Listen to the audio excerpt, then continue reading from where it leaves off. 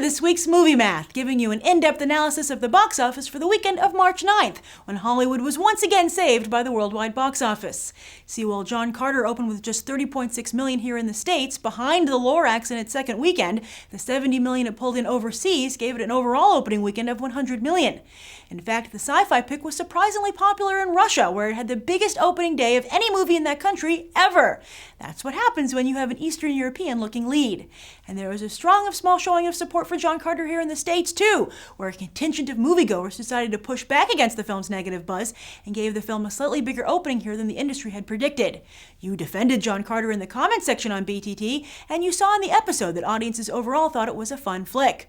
Now, while John Carter is in such a deep hole financially, it would take $600 million to get out of it, expected to take on cult-like status as many movies did in the 80s and 90s. You know, films like Labyrinth, the original Tron, and even Blade Runner that failed to connect with the mainstream when they were released but are remembered fondly by that generation. And at least John Carter is now being compared to Prince of Persia rather than Mars Needs Moms, a definite sigh of relief for Disney and the talent attached. But with first Tron Legacy, John Carter, and now this disappointing first look at The Lone Ranger, it's becoming pretty clear that Disney has no idea why the Pirates of the Caribbean is such a success. Here's a hint. It has something to do with originality. As for the rest of the box office, the Lorax is indeed selling like a thneed, holding on to the number one spot with just a 45% drop. Up to $120 million in just 2 weeks. Just wait until this thing goes international over the next month or so. At this rate, expect the Lorax to match or exceed the $543 million haul of Illumination Entertainment's first big hit, Despicable Me. Meanwhile, the weekend's other two new flicks failed to impress. Silent House, which was rejected by audiences here on BTT and CinemaScore, scared up just $7 million for a fourth-place debut.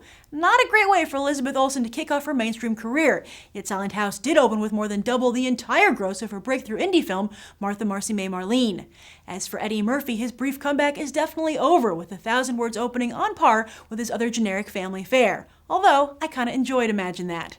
Regardless, this is clearly not the version of Eddie Murphy most audiences want to see. One has to wonder what the comedian is thinking, as he clearly wants to get back in the game, but continues with self-destructive behavior.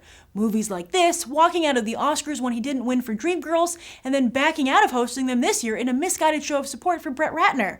Maybe Murphy's next movie should be called Intervention. As for the rest of the box office, The Vow and Safe House continue to perform well, while Journey 2 looks to soon join them across the 100 million benchmark. A third Journey is already being prepped.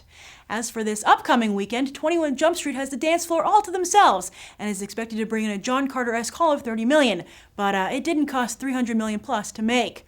Will Ferrell's Spanish-language pick Casa De Mi Padre and the Jason Segel-Ed Helms comedy Jeff Who Lives at Home also both open, but in limited release, an odd move for picks headlined by mainstream talent during non-award season. And that's the weekend box office. I'm Grace Randolph, and we just did some movie math. As always, thanks for watching, and I hope you'll go beyond the trailer for these other top movies.